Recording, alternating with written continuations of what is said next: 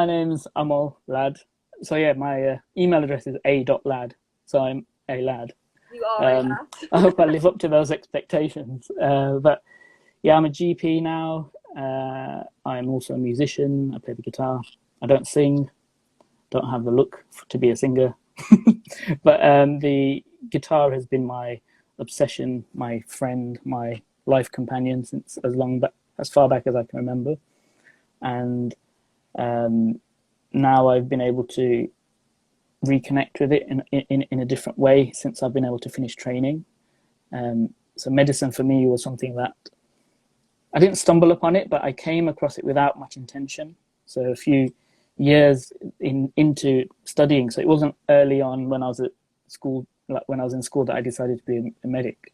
It came up quite late in sixth form. So I took the long route round. I did biomedical science, then I did medicine, and I'm so grateful that I did. And there was times where I burnt out. There was times when I wanted to quit, and actually tried to quit a couple of times. And after sleeping on it, decided to stay in medicine. And now that I've finished training, it's been the best thing I've ever done. Just that ability to help people in such intimate ways and complete strangers that you wouldn't otherwise speak to. Um, I've been able to do that, and only as a GP. So that, alongside being a musician, where you make music and you share 3 minutes with a complete stranger through music, there is that parallel. Um, so, so that's what I'm doing, trying to have conversations with people through music and medicine. I love it. I just think Yeah, it's so important to really bring the arts to the forefront of mainstream medicine. And I know that's something that you're super passionate about too. So, when did you start playing the guitar? Take us back to the start. When did it really occur to you that music was something kind of in yeah. your bones? Well, for me, I can't pinpoint the moment where it started for me, like some people can see, but I feel like I was born a musician. So I came out of the womb as a musician. I don't know, but I never identified as a musician until quite a lot later in my life, because I'm self-taught. So for me, it was always a fascination. It was always something that was personal to me. I never wanted to perform. I never wanted to really share anything I was doing. And out of necessity, because I always wanted to be that lead guitarist, like Eric Clapton or Slash, standing on a stage. So I guess that's when the guitar kind of, I fell in love with that feeling of being a rock star, like standing on a stage and just getting lost, and this amazing magic coming out of this instrument that is part of your body, and you look so cool, and the girls are like fainting in front of you, and having that level of power was something that I dreamt about. And not just what not just what you make in terms of the sound, but how you feel. Those people looked cool, and that's what I wanted as a guitar player. Um, so then, out of necessity, I had to figure out how to make music to jam to. So for me to be able to do that, because I didn't, like, my family are musical, but they don't play any musical instruments, and nobody is there to jam with. When I was younger, and none of my friends, until I got to secondary school, I didn't really have any people to jam with. So then started making my own backing tracks. So played the keys and figured it out, and so that I could just jam to that and lose myself.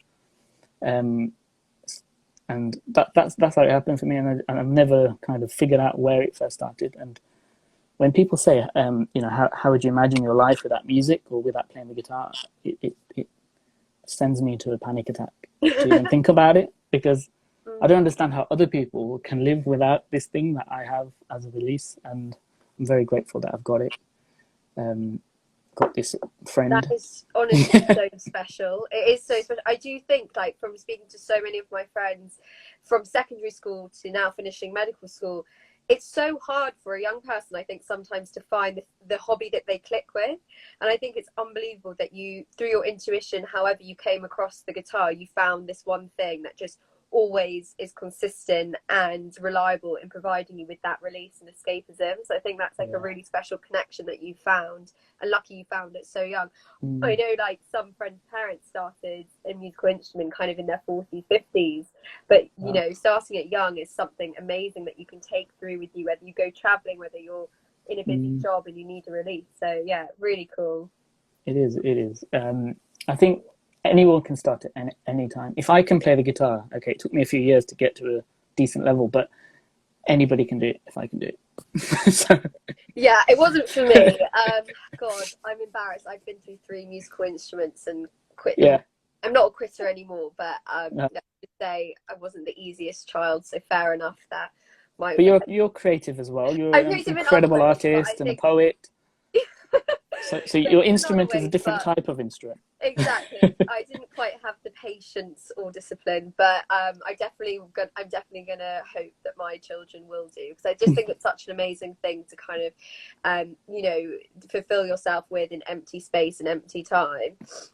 So let's chat a little bit about your journey into medicine. So when you were in medical school, you said you did it as a postgraduate degree. Were you able to keep up with music? How did you actually align yourself with music and medicine when you were right at the beginning?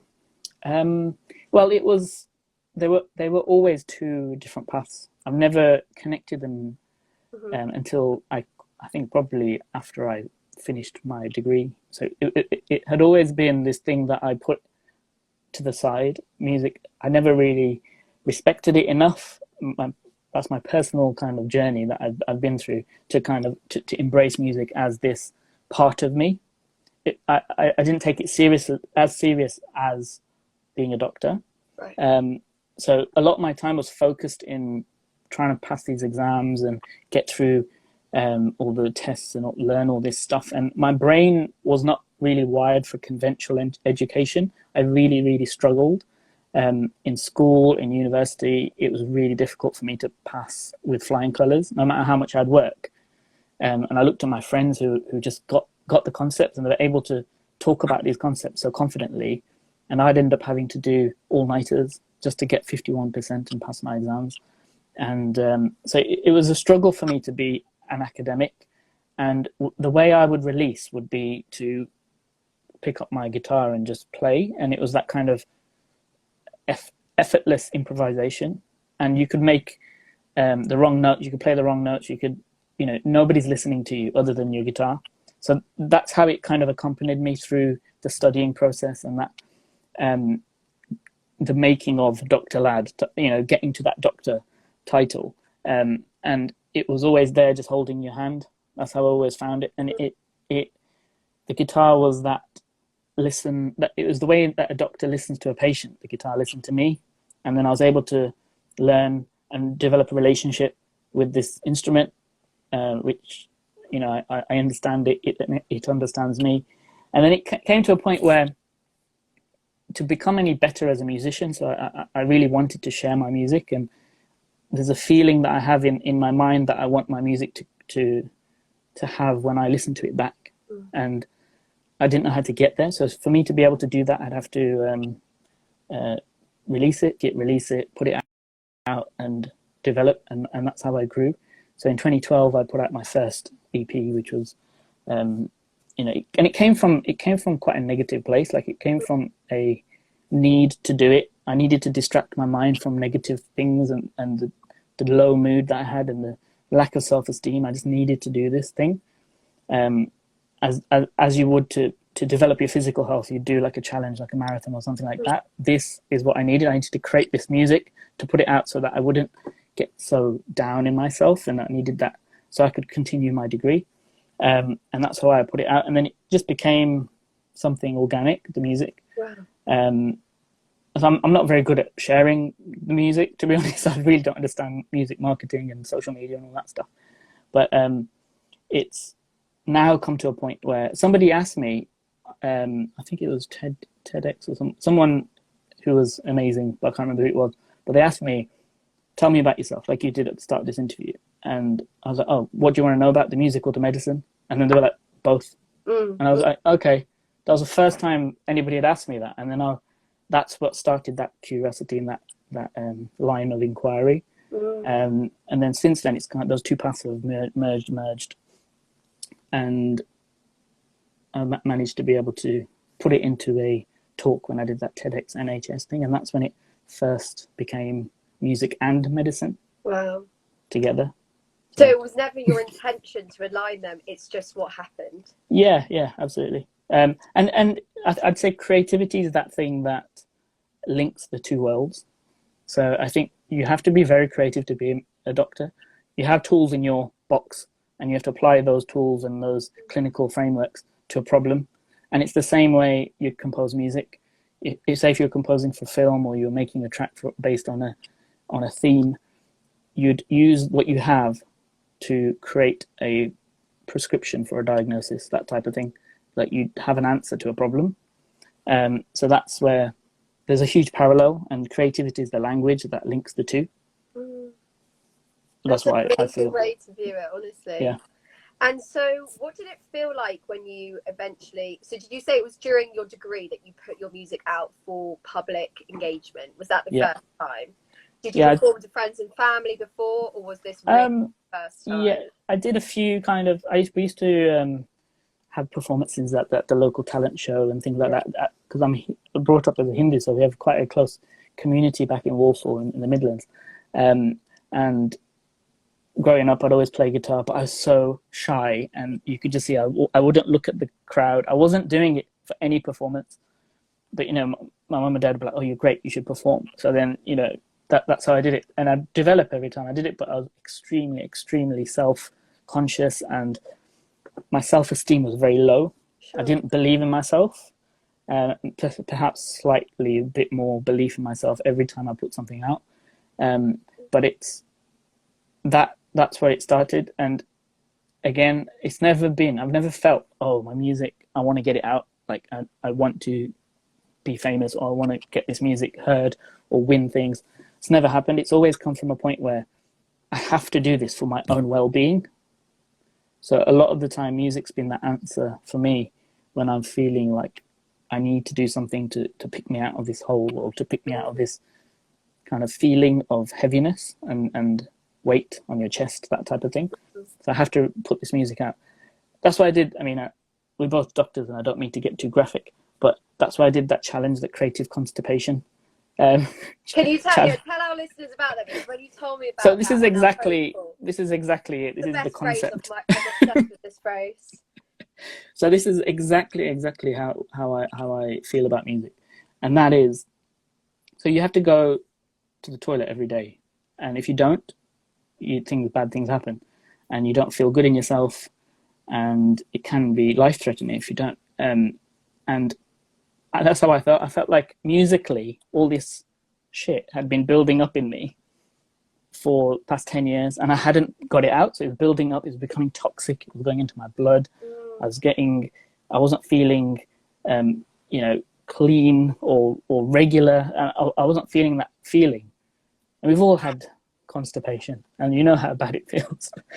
And anyone who's listening who's not a doctor, we talk about this with our patients almost every day. So, but that's where the concept came from. And I thought the only way I can think about how I'm feeling is creative constipation. So, and I took a week off to just do creative stuff. And on the first day of that week, I couldn't do anything. I was like, oh my God, I need something to kind of get me moving. I just sat there, and there's so many ideas, and I just couldn't start. I was really paralyzed by it. So I need like an enema to kind of unblock. And oh God, I don't want to be known as the guy who I think does this is one of the best analogies. I'm not even joking. I think it says exactly how it is. so what it then became was a 7-day challenge of just creating something every day to get regular. And it's I mean, it's not the first time I've heard of it. It's not something I've created. It's Artist's Way, which is an amazing book by Julia Cameron. She does the morning pages, and a friend of mine, Kato, he introduced me to that many years ago, and he said that you just need to write something or do something every day, stream of consciousness, not too much thought involved, but just something to get that pen moving, get those ideas flowing on a regular daily basis as a habit. And that unblocks creativity, and I think that's where it came from. When I don't make music, I don't feel very good. I think you're really saying it's part of you, and I think you're describing so much like the catharsis that you experience just from even a little bit of creativity per day, rather than you know, something super ambitious, which is what you've done. It's the journey you've gone on. You've released an EP album, you've got amazing tracks, but just being a little bit creative every day, it sounds like you're saying that's therapeutic and gives you release in itself. And what I'm wondering, and I'm sure maybe some people in the audience are wondering, is when you say you have to do it for your well-being, so you have to do it for this constipation that you're feeling, and the minute you do it, it helps, you know, brighten you up and it lightens your mood. But where does the kind of external validation come into it? Where does the, if you get bad comments out into the, when you release it into the ether, I don't know. I know that you've got lots of fans on here who are singing your praises at the moment. But what happens if you need to do it? You need to do it. You release it into the atmosphere and it isn't received how you expect it to be, or how you thought that, you know, how you thought it would turn out to be. Yeah, I've had that feeling quite a few times, and pretty much every time you put anything out, you have that feeling of what will people think, and I have to keep reminding myself why I'm doing things. So when I finished my training, I spent a good 1 month to 6 weeks thinking about my why and why I do what I do. Yeah. And why I'm doing music. Am I doing it for the likes and the follows and people listening and the good comments? Not really. I'm doing it to be able to express who I am, and I'm doing it to be able to grow this feeling, this and this ability to express that thought and that emotion. So the aim I would have is, if I made a track and I had a comment from somebody saying, this is how it made me feel, this is how it, you know, invoked an emotion, or this is how the main aim for me, and this is the vision that I would share with you, and I know that you get this, is to one day be able to extend a hand through a pair of headphones or through a screen or whatever I'm using as a medium to help somebody out of suicide, to somebody who might be thinking that life is not worth living, or that they don't feel understood, or they cannot put a sound or a word to how they are feeling, and hear my music and say, this has saved me, this is how I feel. You know, that's the point. So that's the bigger vision. So when somebody writes a comment saying, oh, you're shit, or you can't play in tune, or, you know, and I've had those comments, and they will build you. They you can listen to them if you want, or you can just turn them off and not listen. But yeah, as I said, it's difficult because I've been quite alone in my journey so far as a musician, and just figuring it out. I have such bad imposter syndrome sometimes. So I'm like, I hear bad comments, and then they like, see, I told you so. You're not good for this. You just go back to your work as a doctor. But go back to your work as, you know, do that.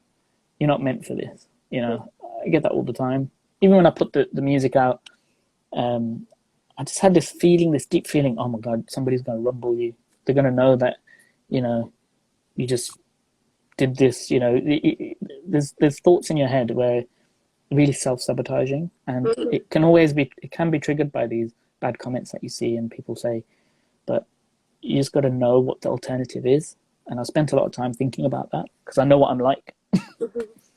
It took me 8 years to put this new music out, so it just shows how I need to keep this habit, and I don't expect people to have good comments about it. That's not the expectation. I don't do it for anybody else.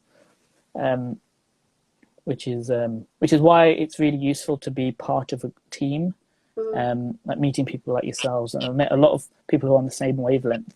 And if we can have this partnership, we can help each other, and that's the thing. And we're each other's cheerleaders. And I think that's the MDT version of creativity. Completely.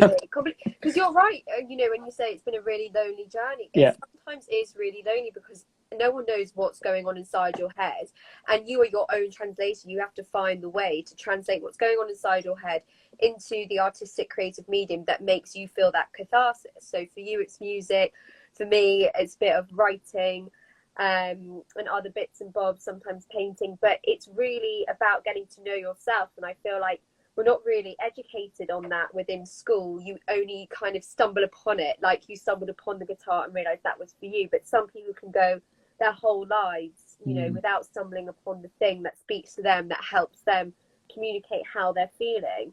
And I think that is such a shame that it's overlooked within mainstream medicine. and you know, you're describing how it helps you out of a dark space. A lot of the other people I've had on these IG talks have also spoken about how their creative process and producing something has helped them get out of that space, and the pure kind of well-being benefits that it brings. And I think one of the most poignant things that you've said so far is, you know, your why, and you started off this journey knowing your why. And I guess it's quite a leading question, but what would you advise to young people who are wanting to put their creative energies out in the world, but, you know, especially like even younger than millennials, like generation whatever, oh my gosh, I forgot what comes after generation Z, alpha I think it is, so Wow. those who are born in the 2000s, who are just so used to the kind of system of social media with likes and always getting that instant gratification, external validation. What advice would you give to them with kind of trying to navigate those waters around bad critics, essentially? How do you, I know you've said that you have those voices in your head that sometimes self-sabotage, but what are the kind of coping mechanisms and things that you tell yourself to really try and, you know, overlook that negative self-talk? Yeah, I think there's, the first thing would be, and just going from what you're saying about using creativity as a tool, the circumstances that arise, so you might fail an exam or have bullying or whatever, but there's a different, and I don't know if I listen to a lot of audiobooks. I don't know where this idea came from, but you can either be reactive or you can be creative, and that's something that's really struck with me. So something happens. So let's use the example of a bad comment, and it makes you feel, oh, I'm going to take that track down. You know, it's crap. You know, that's reactive. Or you could create something, and it's a very small play on words. So if you just jumble up those letters, you get from reactive to creative, and to create something from that would be, okay, I feel this kind of feeling, this shit feeling from this bad comment. Let me pick up my guitar. How does that sound? What does that sound like? Let me hit record. Let me just get this out, you know, take a dump, you know, just get it out and put it on this format, and let's create something with that and see what happens. And that might not be a good track, it might not sound very good, but at least it's out, and it's that transference of energy.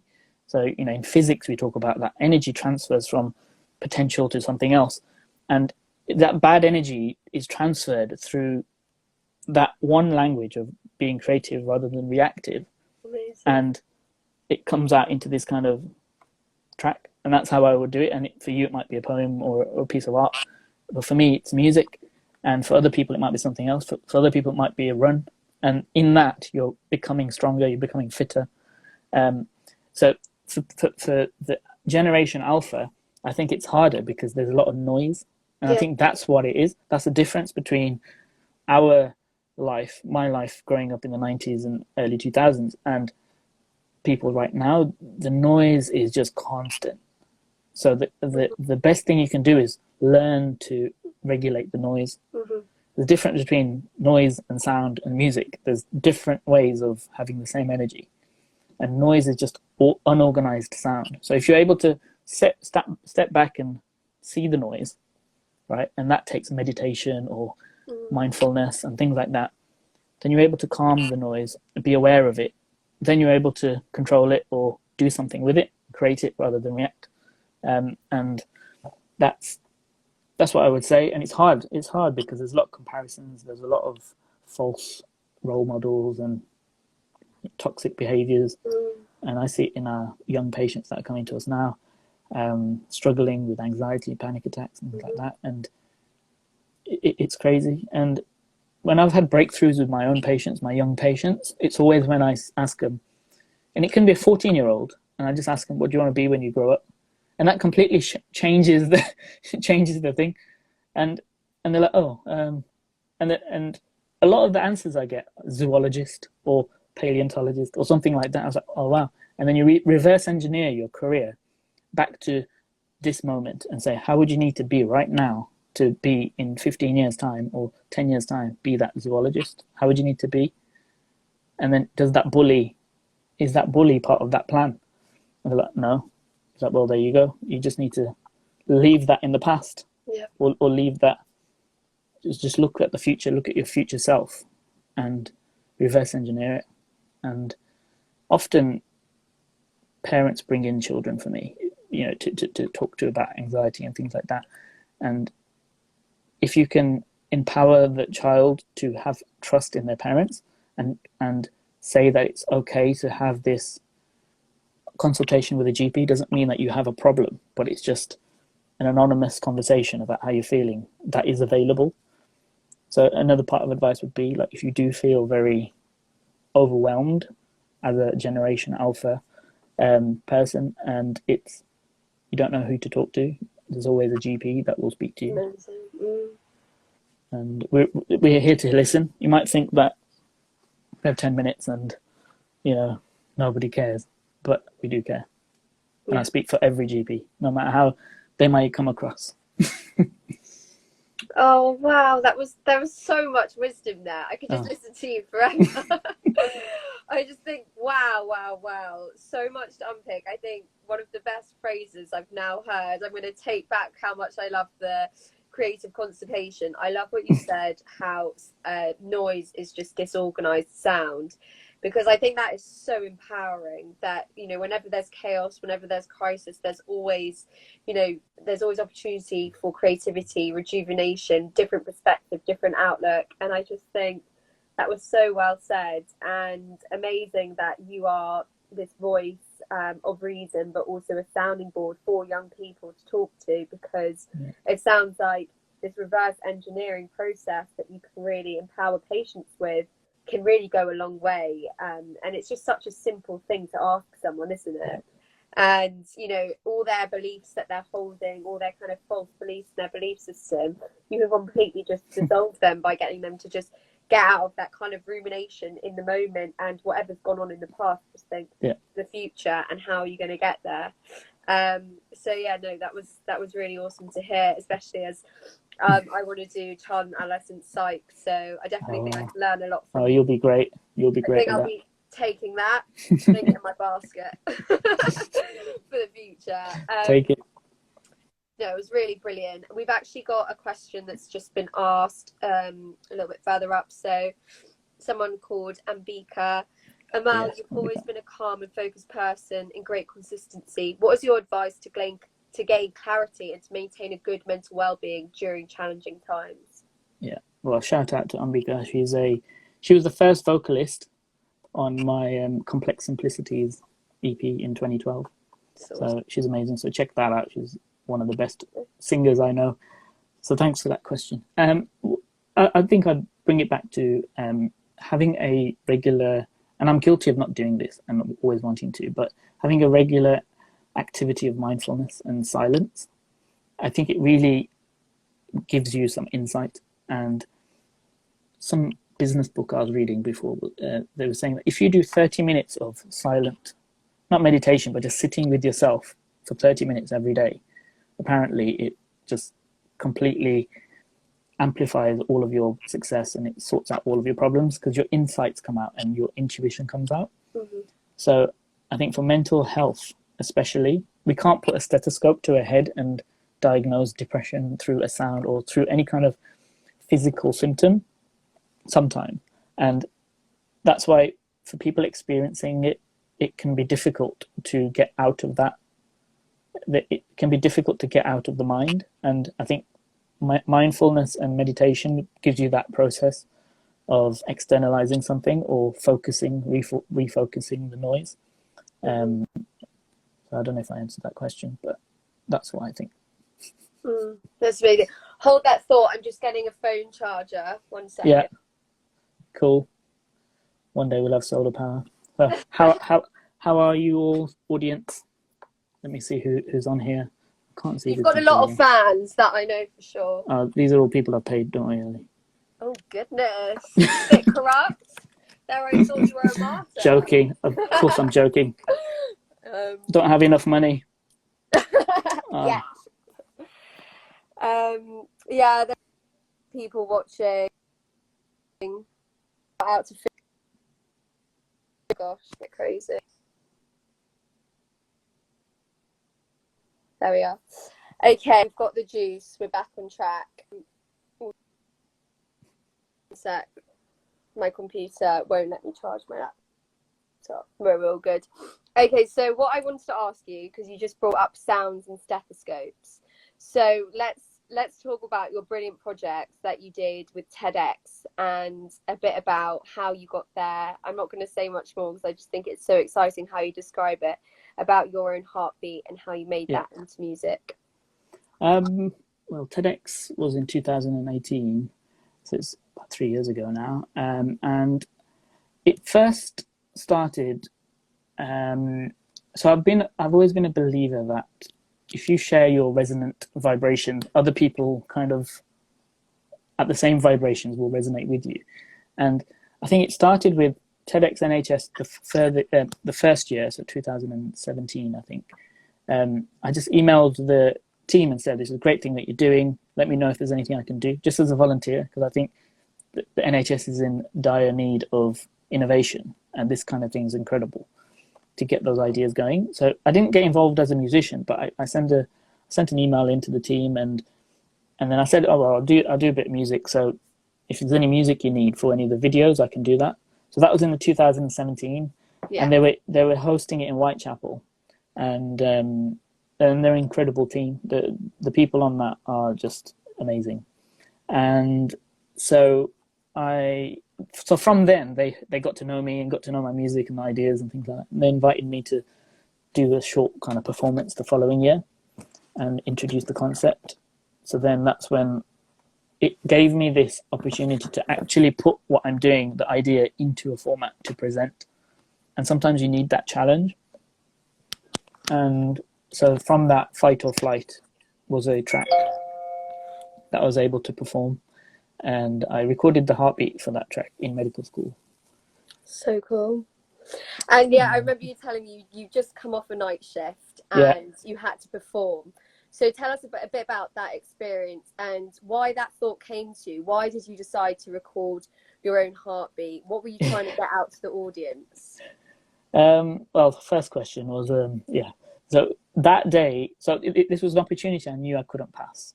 So not because I just started in A&E as a SHO, and the nights I just finished a night shift and drove down, and then the following day was this thing, this performance. And I remember, because you have to have a script and you have a coach, and I had an amazing coach called Alex, and she helped me get the concept into a script and learned it. And mine was only a 6-minute thing. Mine wasn't the big 18-minute TED talk thing.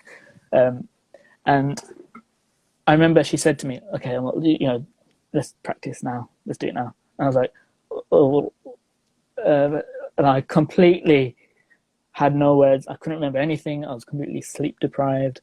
And you can see it on the performance. You can see it you can't. as I speak. You said this to me last. You can't. You can see if I'm sorry. Oh my god, it's crazy. But it's sick. Everyone. And then I went up there. Amal's and TEDx talk. Part of that script I didn't say. I was just like, oh my god. And the thing about the guitar is I had the guitar around my body, and that's what gave me that strength. It's like you put on your cape and it's there. And I was talking and I was trying to introduce the concept. Oh, missed out that sentence. Oh shit, I missed out that. And I was like, okay, let's just get on with the performance. Let's just do it. And I did it. And then after that, I could feel that shift in my body following that performance. And then I was able to kind of explain it's that one sentence about the defibrillator. So something in that TEDx talk is I use music to send an electric charge through me once my heart goes out of rhythm. And so music for me is that defibrillator when I'm having an arrest, when my life is about to end. I just pick up my guitar and play and strike a chord, and boom, you're back to yourself. So it was quite good that I forgot that sentence and said it afterwards, because I feel like I said it with a different energy and meant it more. But yeah, that's the story about the TEDx. So what was the other part of that question? Sorry, Ali. Just why you decided in the first place to record my heartbeat. Record your heart. Like, what were you doing at med school where you were like, oh yeah, I'll just record my heartbeat? So I was studying in my room in my halls, and it usually looks like I have a laptop and a keyboard, and I've got my medical books, and I was recording some acoustic guitar back then. You have these university like talent show things, and I was playing guitar for someone, and I think I recorded. I had my mic out, and I thought, and I had my stethoscope out as well, and so I thought, the two things are very similar: the diaphragm of the microphone and the diaphragm of the stethoscope, and tried to put my microphone to my chest and then see what happened, and you can barely hear it when it first comes out, but then you can see the samples on the software, and then I just cranked up the distortion and put it through this guitar amp, and this noise came out, but it had a pulse to it, and so there's a video where I've actually recorded this process live, so you can see how I've done it, and it's on YouTube, so check that out. And then that sat on my desktop for years, quite a few years, maybe 8 years, and this gave me the opportunity to make it into a fully blown track. And the idea was always that stress and adrenaline affects your heart in different ways, and there's good stress and there's bad stress. So how can you express that in music? That was the theme. So it starts off quite negative. It's meant to be the negative stress, so it's quite emotive and sparse and not really much melody. And then strings come into it, and there's this drum beat, and then right at the end there's this guitar solo, and that's the good stress. So that is why you call it fight or flight. Fight or flight, yeah. Yeah, it's just the way your mind works is incredible, because I can really understand all the symbolism and all the kind of analogies that you align things with, and it's just so powerful in how you're communicating these things. And I think music can really allow you to reflect those moods, so when stress is bad versus when stress is good. So I just think, I urge you all to watch that video for sure. We've had another question from Mark. So how does your musical creativity positively impact your medical practice? So as I said before, it firstly, and I think most importantly, you don't take yourself too seriously. And I think that's something I really get from being a musician. As a doctor, it's not my be all and end all. I don't walk in saying, why am I on hold for 2 minutes? And, this type of, you see a lot of doctors who are like that. And, they have to be on that level sometimes. But if I have to go above and beyond for a patient, I've got time, I've got quite a big lunch break. It's no big deal to me. And I feel like going home and playing my guitar is something that I look forward to doing, and making music is another part of my life. So I feel like I don't take myself too seriously as a doctor, and I've always got time for people. I'm always listening. So I think on that side of things it has, but I also think that being a doctor, you need to be creative. So it is a creative thinking process, similar to how I make music. So the two complement each other very well, and only very recently, over the last few years, have I got that parallel. But the two, I play the guitar better when I've had a hard day at work, which is weird. So it's exercised a muscle in there, or a part of my brain. You're more constipated. You just have to let it out. Or it's like, the stuff that, the thing is, because I play guitar, and I play like classical rock or blues type of guitar, and that comes from a lot of negative influences. So the greats that I look up to, people like Eric Clapton, and Jimi Hendrix, all these people had addictions and depression and alcoholism, all these things. They cheated on their girlfriends, all this stuff. And not saying that's bad, but I'm just saying that influenced their music, and it gave them that. Like Layla, for instance, by Eric Clapton, was written for Pattie Boyd, who was George Harrison's wife. So he was in love with his best friend's wife. That level of intensity goes into this guitar riff, and it comes out like that. And to be in somebody's life like you are, holding the hand of a 40-year-old patient who's dying from some type of cancer, is intense. When you're looking in their eyes and you're saying, how can we make the last few months of your life okay while their 3-year-old is playing in another room? So those type of experiences, like I've had, it's not, it's a job that I feel very privileged to do, and that my talent being empathy, as a doctor Hmm. is a good thing, but it's also a bad thing for yourself sometimes, because you can make it, On you too take it much. on, and then being a guitar player, you kind of release it through that. So I think the two Transference of complement. energy is Yeah, exactly what you were talking about earlier. You're internalizing, and yeah, I know people, and we get this in training all the time, don't internalize the consultations that you see that you mm. find really tricky. But if you're an I think, empathetic yeah, human, you obviously are. mm, And then it's amazing that you have this brilliant vehicle and outlet where you can really release everything, energy wise, that you have internalized into yeah, something potentially positive and that yeah. will uplift your well-being. I'll just say that it's not so much internalizing, because if you were to do that, you would struggle a lot as a doctor. Yeah, So it, it's not a good thing to internalize, but no, I think it's a good thing to listen and to actively listen. So to listen to somebody talk about their pain is a good thing, but to take on their pain is a bad thing. And agree. that's something I've learned and I've had to learn. But I think that, again, creativity gives you that ability to differentiate the two. So you can help somebody through that kind of situation and listen and still walk home with a spring in your step, rather than feeling down and depressed because you've Exactly. taken on their depression. Um, so, and that's the art of being a GP, I think, because you're on your own in this type of thing. You don't really have people to share Mhm. with too much. But um, yeah, that's why it's a tough job. Very tough to be a Definitely, good GP. I've always said, definitely.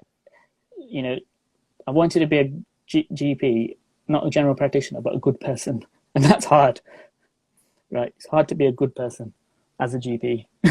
Sometimes it's a lot of stress. But you know, you do. That's a whole nother conversation. You do Yeah. have the restrictions of the system, but from what it Mm, sounds like, you very much are and are making a difference through your music and through your words with your patients and consultations. And there's definitely things that I'm going to take away from this, as I'm sure the audience are too.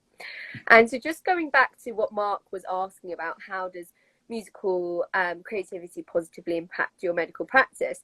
Something's just occurred to me, and it's the practice of reflection, reflective practice within medical training. And for those who are watching who aren't medical, Amal can probably explain it to you much better because I'm right at the start of the journey. But essentially, when you qualify and you're in training, and anything goes wrong, or you have a difficult consultation, or if you're in surgery and you make some sort of mistake, minor or major, or you know a patient complains about you, there's a reflective practice that you participate in on your regulatory system that we have, and it's supposedly supposed to help you really learn and reflect on what's gone on so that you can better yourself for the future. And it's somewhat cathartic perhaps to some when they're writing it down. I know Adam Kay takes the piss out of it quite a lot, but I'm going to ask you a bit of a a bit of a loaded question here, but how do you think music, you know, you're talking about how if you have a bad comment on your on the music that you put out there, or perhaps something goes wrong at work and you go and you play your music even more passionately, how do you think music and music creation can help with actual things like reflective practice within medicine? yeah, I think for me, reflection was always difficult. It was an uphill climb. But the concept, as you've mentioned, is about progressive learning and being able to learn from everything and developing that way of thinking, a mindset as a habit during training.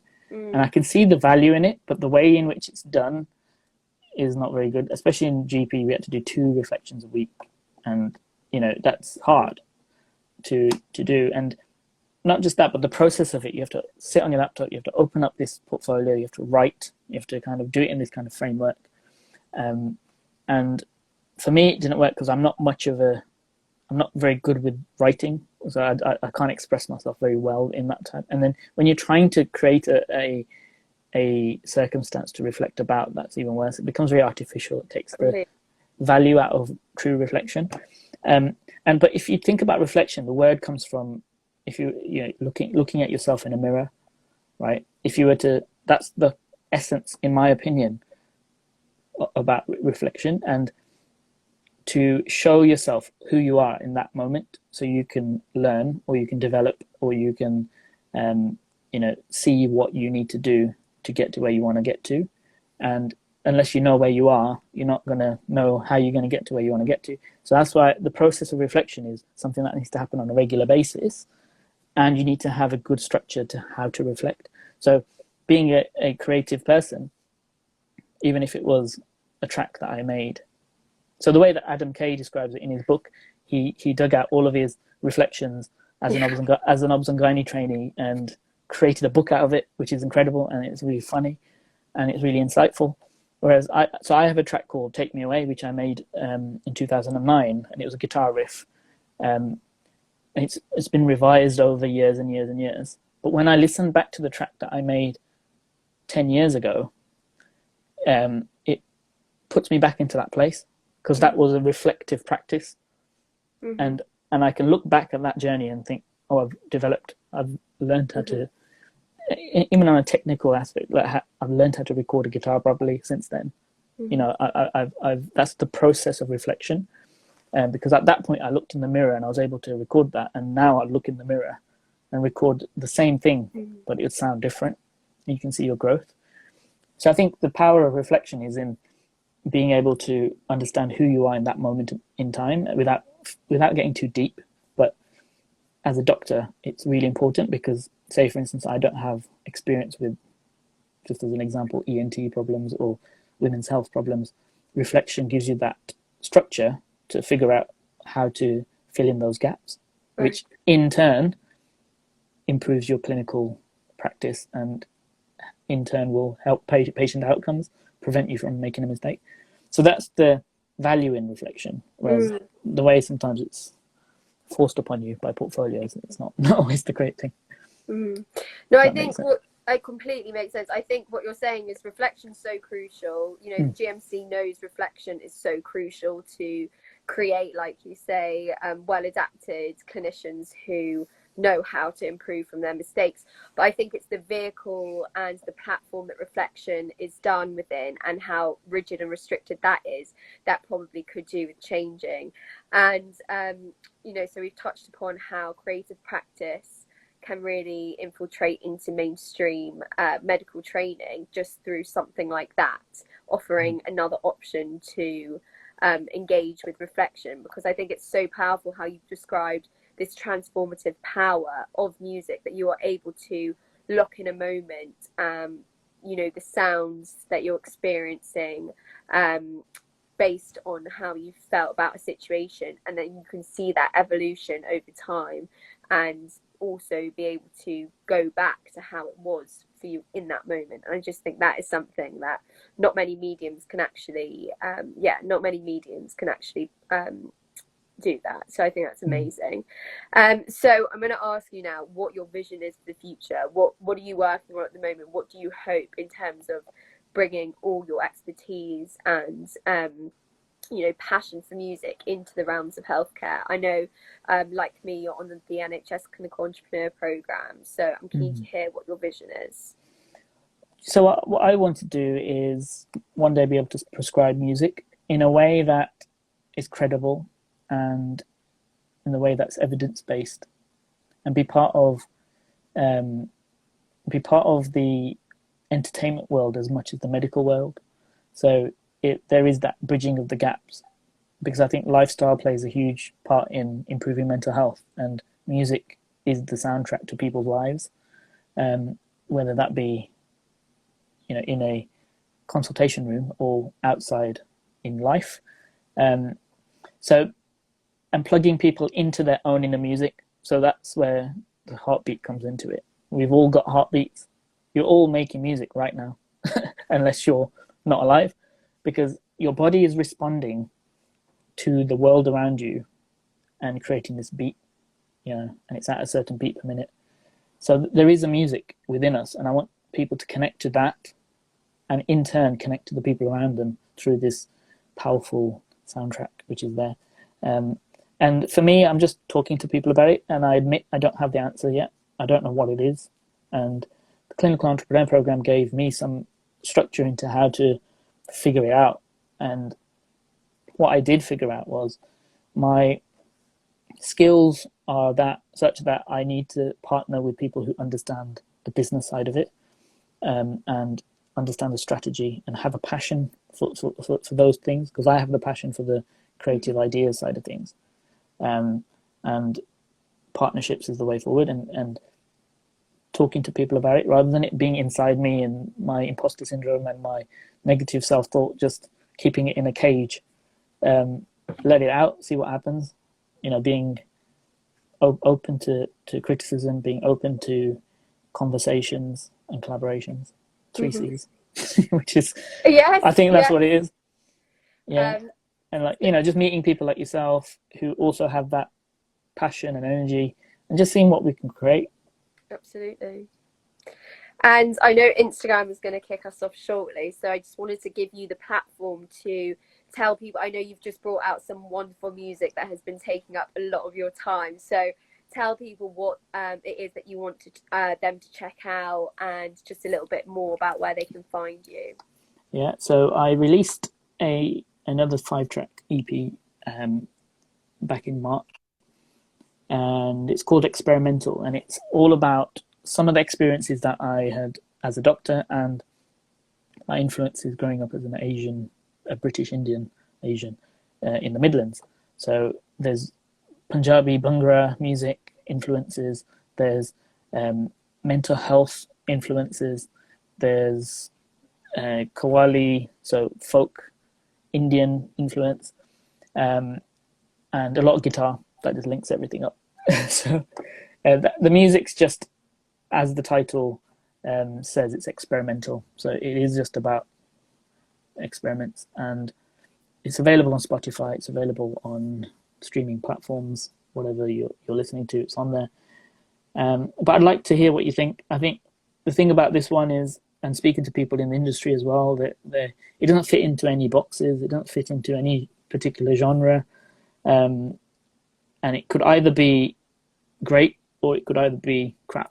So I don't think it will be in between, because that's how it goes with these kind of things that don't quite fit into a box.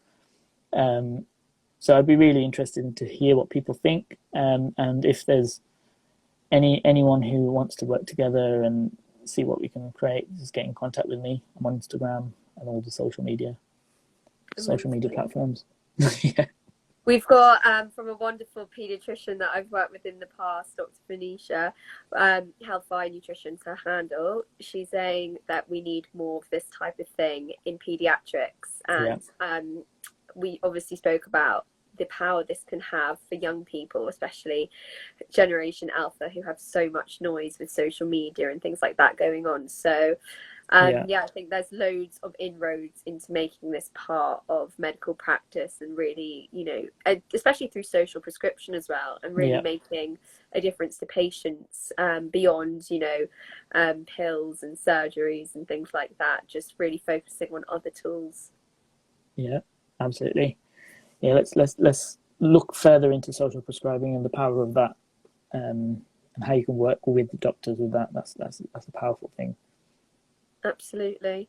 Well, thank you so much, Amal. Are there any last words that you want to say or tell people about? No, I think really, really grateful for you to invite me onto this, and congratulations again. I think it's really exciting to hear that you are now going to be able to be part of the full workforce and see what you create in 5-10 years time. I think it's going to be amazing. I find out my hospital on Thursday, and my rotations. So you'll be I've got to learn to drive. It's all happening. It's all happening. I'm literally nearly 26 and I can't drive, and it's just a bit stressful. But it's all right. It's all right. You'll be fine. You'll be fine. Look at how much you've achieved, and before we get cut off, that's. I need to do the basics, though. Let's be honest. My family and boyfriend have had enough of me. They're like, "We're not driving you around anymore. We've had it. Get a license." I'm like, "You're completely right. I need to." But yeah, thank you so much, Dr. Lad. Gonna say it one more time. And thanks Dr. again. Lad is a lad. I think you've definitely proved that during this talk. And yeah, can't wait to chat to you further. And follow your work even more, because it's just incredible to see. Awesome. Thanks a lot for having me, Ali. Pleasure. All right, bye all. Have a good Bye, everyone. evening.